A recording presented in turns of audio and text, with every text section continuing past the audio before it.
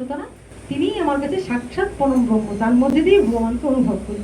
কোনো শিষ্য যখন ভগবানের কৃপা লাভ করে, যখন জানবে যে গুরু আমার প্রতি প্রসন্ন, গুরু আমার প্রতি সন্তুষ্ট, তখন সাক্ষাৎ সেটা মনে মনে ভাবতে হয় যে ভগবান আমার প্রতি প্রসন্ন। যদি কোনো গুরুর কৃপা থেকে বঞ্চিত হয়, যদি মনে হয় গুরু আমার প্রতি অপ্রসন্ন, জানতে হবে ভগবান আমার প্রতি প্রসন্ন। কারণ কৃষ্ণ যদি কৃপা করেন তবে তাকে ধাক্কা দিয়ে গুরুর কাছে প্রেরণ করেন, আর গুরু যদি কৃপা করেন তাহলে সে ভগবানকে লাভ করতে পারে। এটাই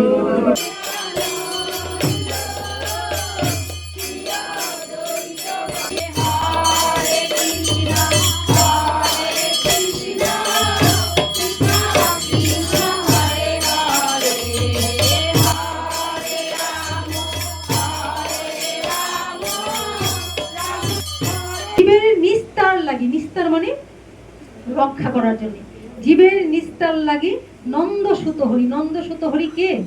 অনাদিরাদির গোবিন্দ, সর্বকারণের কারণ ভগবান। জীবের নিস্তার লাগি নন্দ সুত হরি ভুবনে।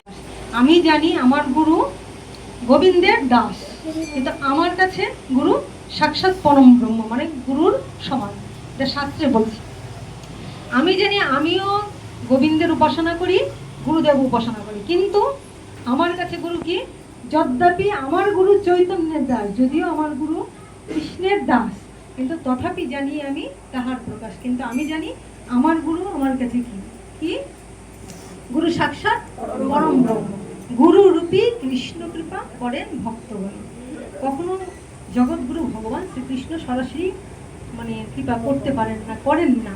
কৃপার বাড়ি গুরুর কাছেই আমরা পাই, কারণ দীক্ষারূপে গুরুই আমাদের দেন, শিক্ষারূপে আমাদের দেন, আমাদের পথ অনুসরণ করেন, বীজ মন্ত্র আমরা যাহা কিছু পাই স্বয়ং ভগবান দেন, কিন্তু তার মধ্যে দিয়ে। সুতরাং তিনিই আমার কাছে সাক্ষাৎ পরম ব্রহ্ম, তার মধ্যে দিয়ে ভগবানকে অনুভব করি।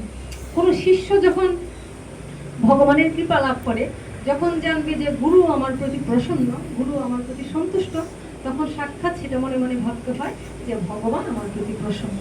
যদি কোনো গুরুর কৃপা থেকে বঞ্চিত হয়, যদি মনে হয় গুরু আমার প্রতি অপ্রসন্ন, জানতে হবে ভগবান আমার প্রতি প্রসন্ন।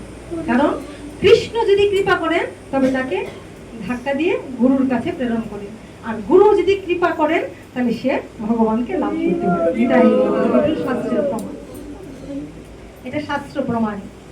শাস্ত্র আমাদেরকে এটাই সবসময় প্রমাণ দিয়ে গেছেন। তাই গুরুকে কখনো মনুষ্য জ্ঞান না করিবে।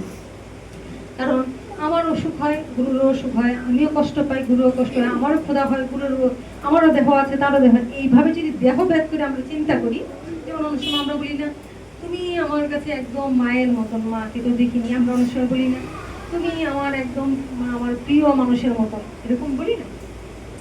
আমার বাবা বলেন, শাস্ত্রের কথাই বলেন যে এইভাবে ভাবি। সাধারণত গুরু আমার কাছে কি?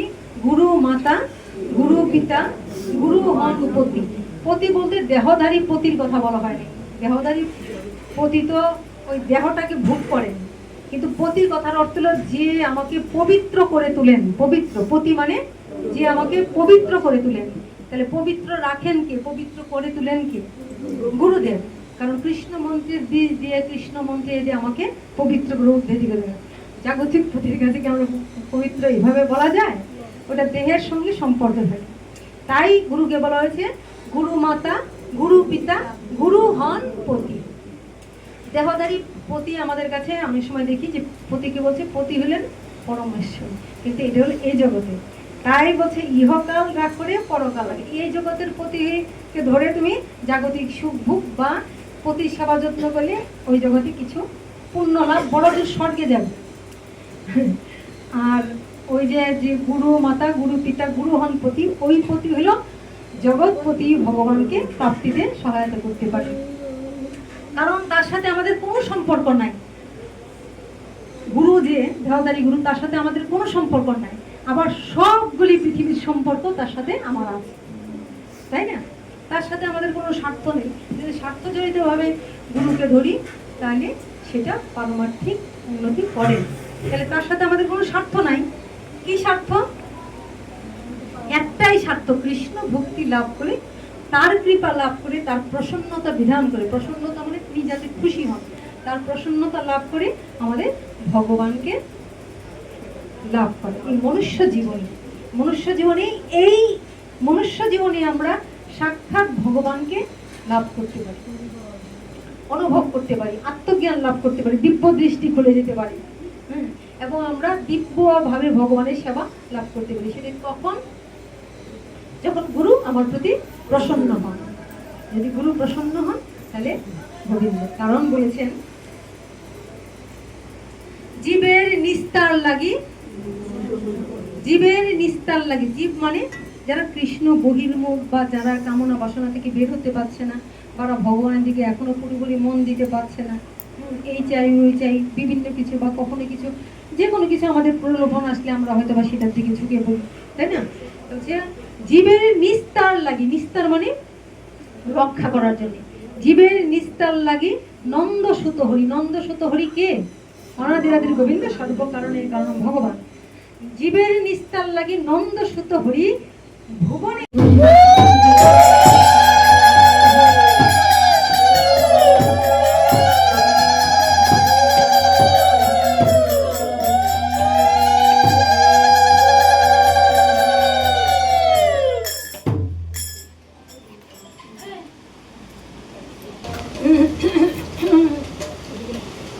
জয় শ্রী কৃষ্ণ